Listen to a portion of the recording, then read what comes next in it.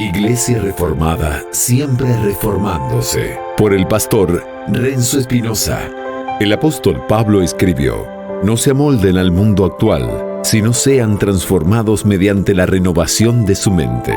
Así podrán comprobar cuál es la voluntad de Dios, buena, agradable y perfecta. Romanos 12, versículo 2.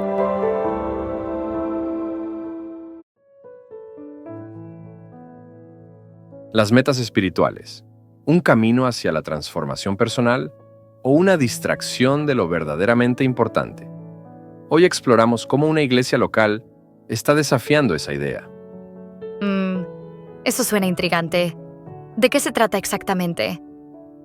Bueno, estamos hablando de Redil Norte, una iglesia que se ha propuesto metas bastante ambiciosas para el 2025. Quieren alcanzar 100 nuevos miembros y formar 40 células. Pero lo fascinante es cómo están abordando este desafío. Esas son metas bastante específicas. ¿Cómo planean lograrlo? Ahí está lo interesante. En lugar de enfocarse solo en los números, están viendo esto como un desafío espiritual.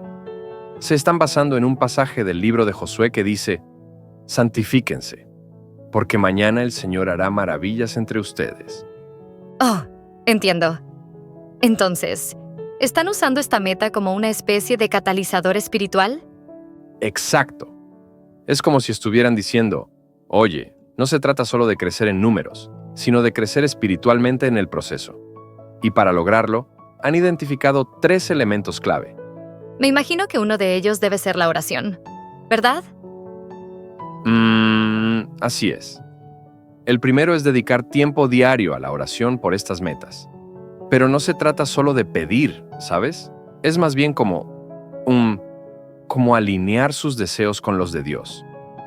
Eso me recuerda a una frase que escuché una vez. La oración no cambia a Dios, nos cambia a nosotros. ¿Crees que ese es el enfoque que están tomando? Totalmente. Es exactamente lo que están buscando. El segundo elemento es tener un corazón consagrado.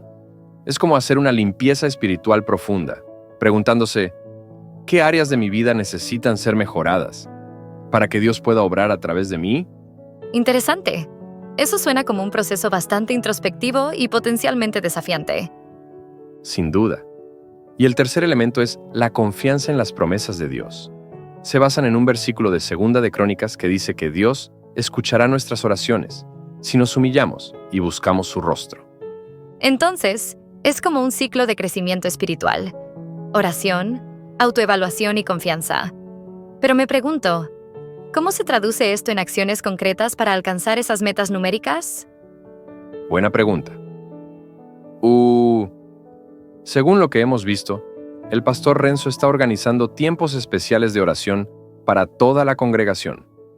Es como si estuvieran preparándose espiritualmente para cruzar su propio Jordán, por así decirlo. ¿Su propio Jordán? ¿Podrías explicar eso un poco más? Claro. En la historia bíblica, el pueblo de Israel tuvo que cruzar el río Jordán para entrar en la tierra prometida, como lo ha venido predicando el pastor Renzo por los 2 últimos años. Era un momento crucial que requería fe y preparación. Para Redil Norte, alcanzar estas metas es como su propio cruzar el Jordán, un desafío que requiere fe y preparación espiritual. Entiendo. Es como si estuvieran usando esta narrativa antigua para dar sentido a su desafío moderno. Exacto. Y lo interesante es cómo este enfoque podría aplicarse a otros aspectos de la vida. Piensa en ello. En el mundo empresarial, los atletas, incluso en nuestros desafíos personales, ¿no sería útil tener esta preparación interna antes de lanzarnos a la acción? Es un punto válido. Pero me pregunto, ¿no crees que este enfoque podría llevar a algunas personas a quedarse solo en la fase de preparación sin pasar nunca a la acción? Esa es una preocupación válida. Creo que el equilibrio es clave aquí.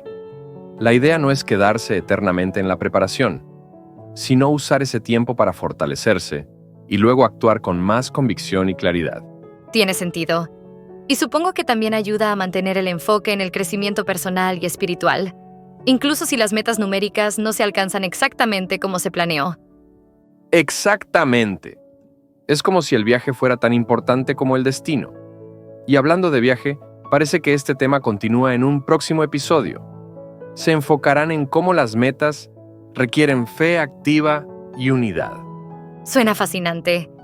¿Tienes alguna idea de lo que podríamos esperar de ese episodio?